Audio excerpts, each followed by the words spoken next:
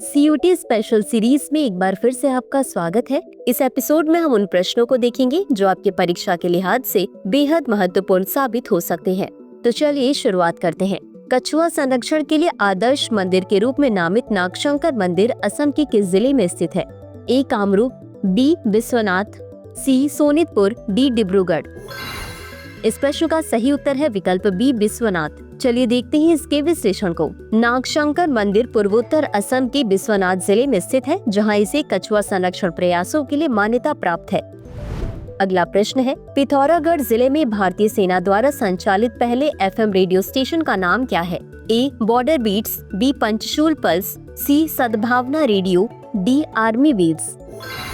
इस प्रश्न का सही उत्तर है विकल्प बी पंचशूल पल्स। चलिए देखते हैं इसके विश्लेषण को। पिथौरागढ़ में भारतीय सेना द्वारा शुरू किया गया रेडियो स्टेशन पंचशूल पल्स नाम से संचालित है, जो ऑपरेशन सद्भावना के तहत संचालित होता है।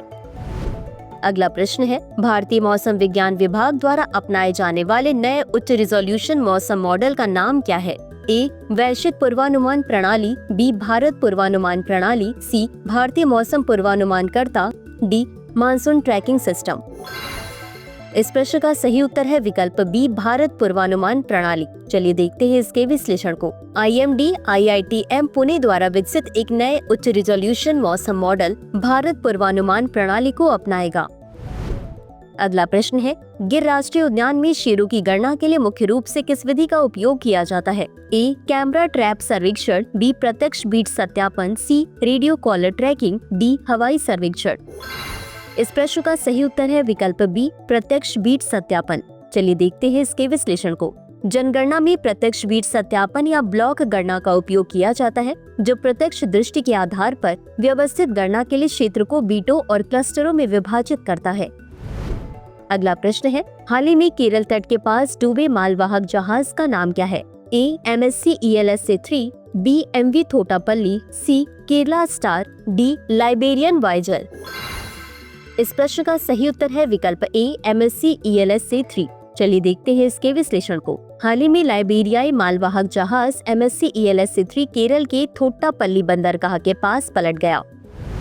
अगला प्रश्न है, नीति आयोग की रिपोर्ट के अनुसार भारत में पंजीकृत MSMEs का कितना प्रतिशत मध्यम उद्यम है? ए 0.3%, बी 2.7%, सी 10%, डी 29%।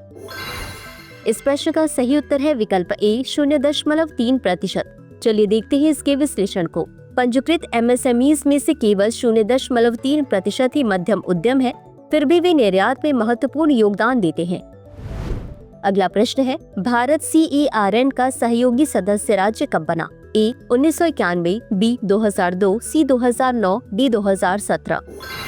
इस प्रश्न का सही उत्तर है विकल्प डी 2017। चलिए देखते हैं इसके विश्लेषण को।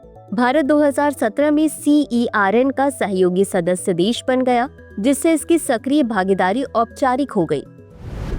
अगला प्रश्न है, इंडिया मोबाइल कांग्रेस या IMC 2025 के नवे संस्करण का विषय क्या है? A digital India for all, B innovate to transform, C connectivity for growth, D technology for sustainability. इस प्रश्न का सही उत्तर है विकल्प बी इनोवेट टू ट्रांसफॉर्म। चलिए देखते हैं इसके विश्लेषण को। इनोवेट टू ट्रांसफॉर्म विषय भारत के डिजिटल परिवर्तन के मुख्य चालक के रूप में नवाचार पर जोर देता है। अगला प्रश्न है, परागणकर्ताओं के रूप में डंक रहित मधुमक्खियों का उपयोग करने से किस फसल में फलसेट में 21% से 29.46% तक की वृद्धि देखी गई? ए आम मिर्च, बी किंग मिर्च, सी टमाटर, डी तरबूज। इस प्रश्न का सही उत्तर है विकल्प बी किंग मिर्च। चलिए देखते हैं इसके विश्लेषण को। शोध से पता चला कि परागणकर्ता के रूप में डंक रहित मधुमक्खियों के उपयोग से राज मिर्च में फल लगने की दर 21% से बढ़कर 29.46% हो गई। अगला प्रश्न है, स्ट्रिस्टुरा डेंसिक्लावा किस प्रकार का जानवर है? ए गुफा में रहने वाला चमगादड़, बी एक ट्रोग्लोफाइल लोच, सी एक स्थलीय उभयचर, डी गुफा में रहने वाला कीट। इस प्रश्न का सही उत्तर है विकल्प बी एक ट्रोग्लोफाइल लोच या मछली। चलिए देखते हैं इसके विश्लेषण को। सिस्टुरा डेंसिक्लावा एक नई खोजी गई ट्रोग्लोफाइल लोच मछली है, जो गुफा और सतह के वातावरण के लिए अनुकूलित है। इसी के साथ अंत में देख लेते हैं आज के अभ्यास प्रश्न को। कवक की किस प्रजाति को ग्लोबल वार्मिंग के कारण बढ़ते खतरे के रूप में रेखांकित किया गया है? ए कैंडिडा, बी एस्परगिलस, सी पेनिसिलियम, डी क्रिप्टोकोकस। इस प्रश्न का उत्तर कमेंट बॉक्स में जरूर दें। आज के लिए बस इतना ही। धन्यवाद।